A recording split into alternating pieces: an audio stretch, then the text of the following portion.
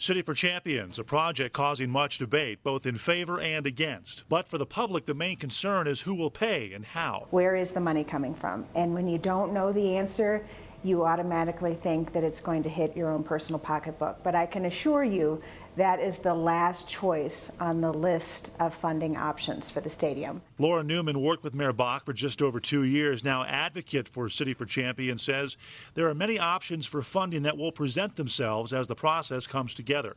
Although City Council member Joel Miller opposing the project has some different thoughts, he says you won't hear publicly. I'll tell you what Mayor Bach has told the state it would come from. He pledged in a letter to the state that it would come from bond capacity that the city has, city general fund, city sales tax, the Pikes Peak Rural Transportation Authority, which we voted to tax ourselves on for road and infrastructure projects, and the city parking enterprise. So what about taxes, a big concern for taxpayers?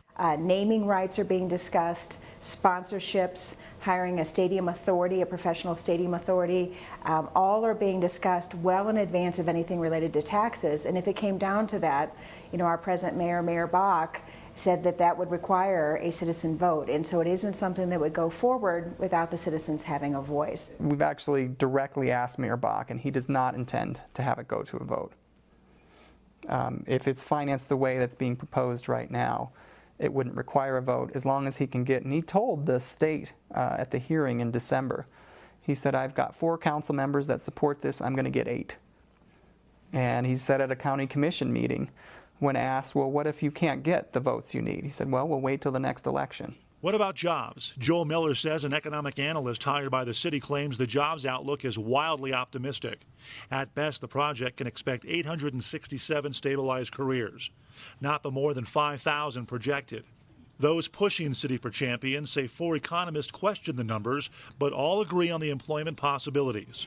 In the neighborhood of about 5,100 jobs will be generated from just the 4 projects, and about 2,900 of them will be permanent. But the remainder will be real, wonderful jobs in our community.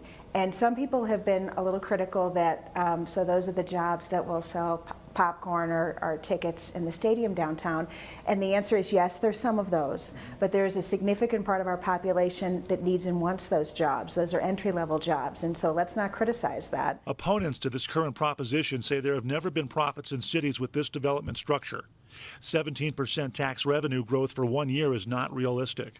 Laura Newman, though, makes her case and cites Denver with their downtown stadium, bringing social, business, and residential success, including regional leaders' business trips to research best practices in Charlotte, Indianapolis, and Salt Lake City over the past 5 years. Well, I think any big visionary idea, any leap into greatness, it's scary.